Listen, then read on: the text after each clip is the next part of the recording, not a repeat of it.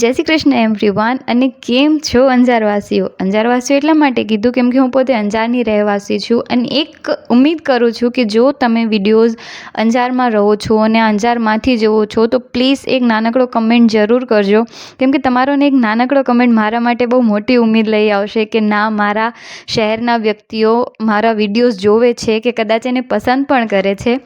તો હું અંજારમાં રહું છું એ પહેલાં મારા જે વિડીયોઝ જોતા હતા એમને ખ્યાલ જ હશે, જે હિન્દીમાં આવતા હતા, અને હવે ગુજરાતીમાં બોલીને હું એક નવી શરૂઆત કરવા માગું છું. તો આશા કરું છું કે તમે લોકો પણ મારો સાથ સહકાર આપશો.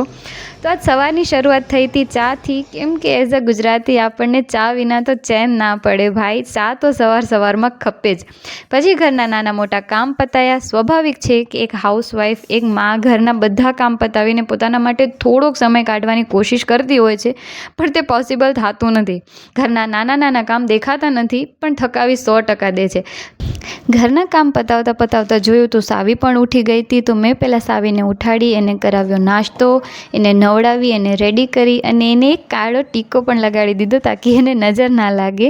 તો એને ફરીથી સુવડાવીને હું લાગી ગઈ હતી મારા રસોઈના કામમાં, જ્યાં આજે મેં ચણા બટેટાનું શાક બનાવ્યું હતું. તો બપોરે શાકનો વઘાર આપી મેં ફટાફટ રોટલી ઉતારી અને એટલી વારમાં સાવીના પપ્પા આવી ગયા હતા તેમનું જમવા માટે. તો પપ્પા આવ્યા અને સાવી એમના કને ના જાય તો એવું તો બને નહીં, અને સાવીને લઈને ફટાફટ મને કહેવા લાગ્યા કે જલ્દી કર, જમવાનું આપ, આજે બધાથી પહેલાં હું જ આવ્યો છું. તો બસ એમની વાત સાંભળી અને અમે બધા બેસી ગયા હતા જમવા. સાવી એના પપ્પાને જાણે કહેતી હોય કે પપ્પા તમે એકલા ખાઓ છો, મને તો ખવડાવો. આજકાલ સાવી પોતાની રીતે ખાવાની કોશિશ કરતી હોય છે અને આ બધી વસ્તુઓમાં મારું કામ બહુ વધી જતું હશે, કેમ કે તે ખાય ઓછું છે, ઢોળે વધારે છે, ખાવાના બદલે પોતે નાઈ જ લેતી હોય છે. તો આ જ હતી આજની નવી શરૂઆત. તો મળીએ આપણે બીજા નવા બ્લોગમાં. ત્યાં સુધી સી યુ, બાય બાય, જય શ્રી કૃષ્ણ.